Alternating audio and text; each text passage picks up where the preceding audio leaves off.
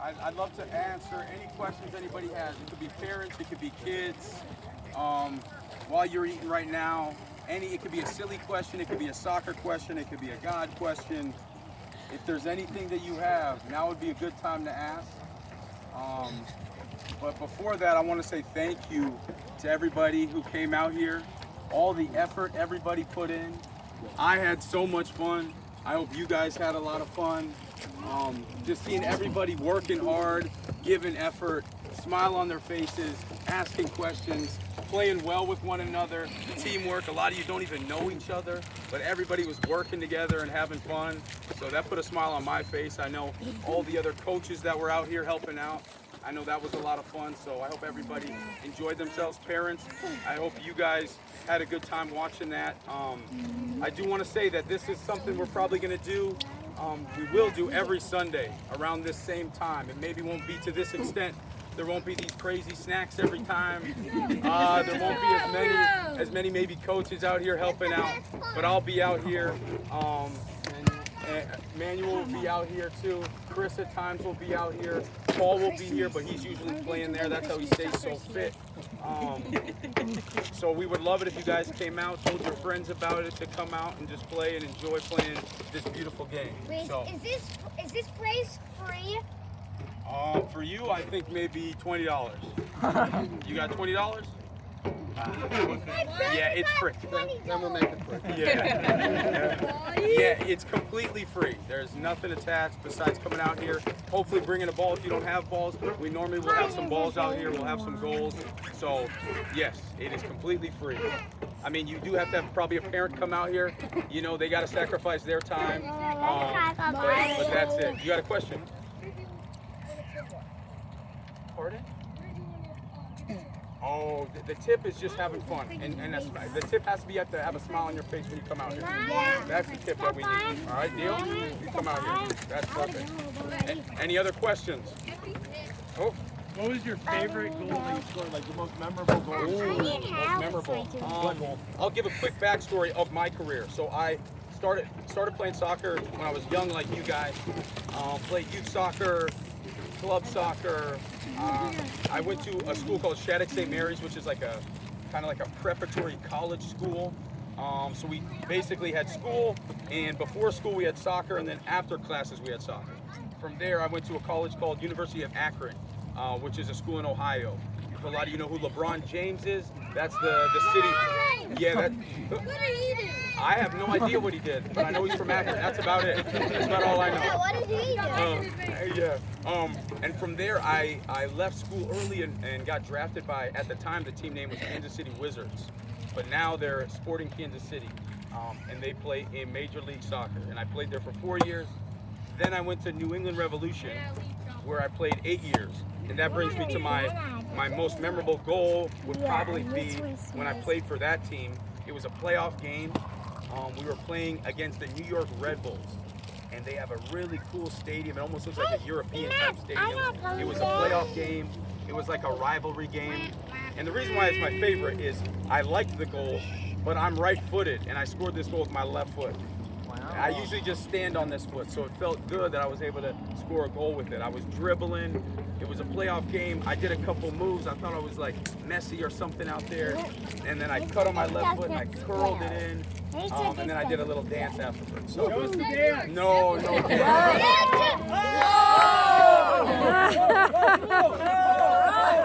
Come on, guys. That's worth it. I can't. I just hurt my back. He has to recharge. I do have to recharge. But yeah, after. Pardon? Oh, you can say dribble when you're using your feet too with the dribble. But you also dribble a basketball also. Yeah, that's good. Yeah, true. But after New England, I got traded here to Nashville, and that's why I'm here still. I played 4 seasons and about 4 months ago retired. And now in retirement, I have a beautiful wife and 3 kids, and they all play soccer. They play a bunch of different sports as well, basketball. My youngest is also trying to play street hockey. I love hockey. Yeah, there you go. So trying to do a lot of sports. I just retired. I played with them last season, not this season. No. They didn't want me anymore, really. No, I'm old. I'm old. Yeah, you're right. You're right. You're like a I appreciate human. that. You're my hype man. I need you. You can go talk to the GM, I think. Who's the GM? Yeah. It's someone who kind of runs the team. Let's all send him an email. Yeah. Bring him back. You guys know what an email is? Yeah. You guys know what an email is? I don't know. Let's give An him email? Have you heard of $100. Any other questions? Yeah. Let's say I'm playing for an MLS team, unnamed, and I get subbed in around the 70th minute or so, and maybe within the first 1 or 2 touches, I score a goal. Does that happen? Has that happened? Has that Somebody that we know is standing in front of us? I don't know. Maybe. Does that happen? And what is that like when that happens to someone? What does that feel? I would say everybody here has probably played in some form of a soccer game where they come in and they score right away. How does that feel when you score a goal? Good. Awesome. Yeah. So I would say that feels pretty good. Yeah, it feels pretty good. Yeah, that's a funny Show us question. the move. I can't do moves anymore. You guys got better moves than I do. I know Paul does too. Somebody hit the ceiling. Come on. Any other questions?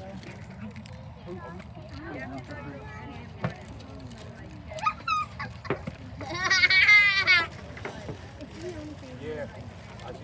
Okay, that's a good question. He asked if you had to go into any important school or a big school, and I would say the answer is no. You don't have to play at any, big club or go to a big school or an important school. I would say if you love playing soccer and you work at it at home, and I know maybe your parents tell you that, maybe coaches tell you that, but that's something that every professional player, when they were your guys' age, was doing stuff at home, was doing stuff when nobody was watching, was doing stuff, where your parents are like, all right, it's time to come inside, or you even working on it inside. So a lot of the work that you see, a lot of professional athletes or the big games, the big names, a lot of their hardest work came when they were doing stuff at home and practicing. So my answer is you don't have to go to an important school, but you gotta love playing the game, and you gotta play it a lot and practice a lot. Yeah. 36. I like that. Thank you. I'm not old. In soccer terms, it's kind of old. I'm 36. I'm 36. I just retired. Yeah. Last season was my last season. That's a good question. Did you win a champion? We did win a championship last year. Yeah. It's called the U.S. Open Cup. 36. That's 2 years ago. Okay. You didn't have to. Right. Keep talking that talk. I love it. What do you got, buddy? Messi, he was the best soccer player. Is the best soccer player. I've never heard of this guy. Who, Messi? Yeah, he is. Go Where did he play? Where did he play? The best football place. Go Messi. You know that. For the best goals. Yeah. I've never heard of him. He's the best player. We're looking at the goal right here. Really? I see him on TV. Really? And that really happened when you play. Yeah, you can work on curving the ball too. You just gotta practice at it. Yeah. What's your favorite flavor of the sky? Flavor of the sky? What is that even? What kind of question is that? Flavor of the sky? What is it? I have no idea. Is this a trick question? This is a silly trick question. Flavor of the sky? Yes. I don't have a favorite flavor. Blue raspberry. Blue raspberry? Me personally, Blue raspberry though? Raspberry. Why blue raspberry? me personally, I like cardboard. That's good. Question? Were you on the team when we won the quarterfinals Quarterfinals in what? National last year? The U.S. Open Cup? Yeah. Yeah. Oh. Yep. Who's better, Messi or Ronaldo? That question. They're both amazing. I think Messi's incredible. I think Ronaldo's incredible. Messi's got better, technical ability. Ronaldo, he's got work rate, and, they're both different types of players. Why can't we just appreciate both of them? So how did they make the golden staff? How did they make this? How did they make the trophy? How did they make the trophy? How did they make the soccer ball trophy? I don't know. I've never made a trophy before. Well, maybe we'll shift gears here. Is Luke here? Luke? Are you Luke? No. Okay. All right, well, let's shift gears here. What I wanted to be able to share about is his faith journey. Well, I met Teal at one of our men's groups at church, and he's been really generous giving his time out here. And so please give him your kind attention. Teal, if you wouldn't mind, just share, please, just about your faith journey and how that sort of unfolded. Yeah. So I was kind of explaining how my soccer journey, but my faith journey is definitely intertwined in that when I got to college at the University of Akron, you know, for me, soccer was like all of you, something I wanted to play professionally, and it's the only thing that was on my mind. So I get to college, and I'm thinking, you know what, it's my freshman year, so I'm just getting there, and I'm not playing as much as I thought I should. And I'm thinking to myself, okay, well, if this is what I want to do, and if I'm not playing this much, like, there's got to be more to life than just kicking a ball around. What could there be? I had a teammate of mine, who is named Steve Zakawani, who always, no matter what was going on, was always at peace. He always had a smile on his face. If you guys have run a lot or done a lot of fitness, you know, fitness was not my favorite thing, doing long preseasons, running a lot, but he'd do that, and after he'd be smiling. We'd lose a game, he'd be upset, but he'd still be at peace. In Akron, Ohio, there's a lot of snow in the winter time. We'd be walking from class to class. He'd always have a smile on his face. So I had to ask him, like, yo, you got some superpower. You're like a superhero out here. Like, what's going on? What's your secret? And he told me about Jesus Christ. And he asked me if I had heard about him before. And I'm like, yeah, I know who Jesus is. And he asked me, okay, what are your thoughts on it? And he basically explained that it's not about a religion, but about a relationship. And I think we've all been in relationships. We all have friends, parents, brothers and sisters, teammates, coaches, teachers, whatever it is. So we know how to have relationships. It's about spending time with one another. It's about listening. It's about asking questions. And he was telling me that's what Jesus wants for us. He told me that, you know, God has a plan for you. He loves you. He cares for you. But unfortunately, we all mess up. In soccer games, you go into a bad tackle, you get a red card. That's messing up. You know, you shouldn't have done that. And I think in the real world, too, we've all come short and fallen short. But God sent someone, Jesus Christ. He was God in human form for us to pay the ultimate price so we wouldn't have to be ejected from the game. It was Jesus who paid that penalty for us so we could still keep playing and stay on the field. And for me, it was about accepting Jesus into my life as my Savior. And throughout my career and my life since then, there's been ups and downs in my career, but there's always been a constant that Jesus has had a plan for me. And that doesn't mean that, oh, you know, if I get injured, I'm extremely happy that the injury happened. But I know that Jesus is there with me in that injury. Or when I'm not playing that much, it's not that I'm super happy that I'm not playing a lot, but at least I know Jesus is there for me, and there's a certain plan that happens, why that happens. And not only does it help me, you know, in my soccer career, or did it help me there, in my personal life too, spending time with my kids, spending time with my wife, and there's practical ways to do that is by, you know, for me, what I love to do is I pray every morning. I pray with my kids, I pray by myself. And not only that, but I spend a lot of time reading about Jesus, trying to get to know about, okay, who was this guy? You know, what's his life like? You know, what was he teaching people around him when he was alive? And I've just learned a lot from him, and I'm still doing that today. That's tremendous. Thank you.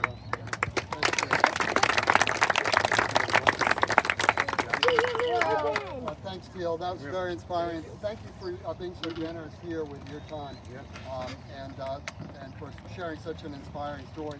And now we have Luke Hoffman is going to make a presentation to some of the kids. Go for it, Luke. So I'm here to talk about the gospel bracelets, and there's one in my hand, but they kind of look like this. There's beads on them of different colors. Each color represents something in the Christ story. In the little packages you have, there's one of two things. There's the bracelets itself, and then there's this little card. On the card, there's front and back. On the front, it explains each bead with a verse. I'm just gonna like run through it real quick. Black, sin. Pretty simple. We all know what sin is, like lying, cheating on a test, hitting your brother, because you're not supposed to do that. God will love you. Yeah, God will still love you. God will still love you. He will forgive you. And then the red, which is the next part, it's Jesus' blood. When he went on the cross and he was crucified, he died for us. He shed his blood for us and he paid for our sins. The next one is blue. It stands for baptism. If you don't know what baptism is, it's kind of like when you're in like a fancy kind of tub, and then you're put underwater by your priest or sometimes even your dad. And when you raise, but it's symbolical. It's when you want to tell the whole entire world that you believe in Jesus. So you're dunked under the water, and that's supposed to represent your old self going under, and then when you raise back up, that's your new self coming out. The next one is white, purity. Like when you raise up from the baptism waters, you are now purified with Christ. Doesn't mean your life starts over, doesn't mean your sins are forgotten. It just means that your relationship with Christ has now been stronger and you're purified for it. The next one is green, growth. You become a disciple of God. It's kind of like if you plant a little tree, you got to put work into the tree, like water it, give it plenty of sunlight. It's the same thing with your relationship with Christ. It's not one-sided. It's like a conversation. People both have to talk, right? Yeah. The last one, yellow, heaven. So when we die, we'll go to heaven. And it's scary for some people. Like sometimes it's scary for me. Like death, it's a scary thought. But it's really comforting to know that we have a Father up in the sky, not literally, but like who loves us and who is there for us all the time. He lives inside of us. So that's just like a quick overview of the gospel bracelets. Give Luke a hand. Great job, Luke. Pass them out to the kids that want one. And then I'd like Emmanuel for you to come up here, please. I'd like for us to recognize Emmanuel. He's been out here every Sunday dedicating his time and his extensive expertise. And so let's give Emmanuel a hand. Come up here. And I'd also like to recognize Eric Hoffman, who procured all the balls and the snacks and everything else and really helped to make this what it was today. Thank you, Eric. And so we will try to do this in a few months more. Maybe Chris, come out here and Chris Davis, also former pro, and does a great job. He's going to be leading the men while I'm in my travel schedule. And so thanks to these four men for the amazing things they do. And so we're going to try to do this like in the fall and the spring with all the balls and the kids and all that. So every Sunday at 5. But every Sunday at 5, Manuel and Teal are out here, and Chris is usually here if his work lets him. So please come back every Sunday, and thank you very much for your participation. Oh yeah, a group picture, yeah. Yeah, let's do a group picture if you got a few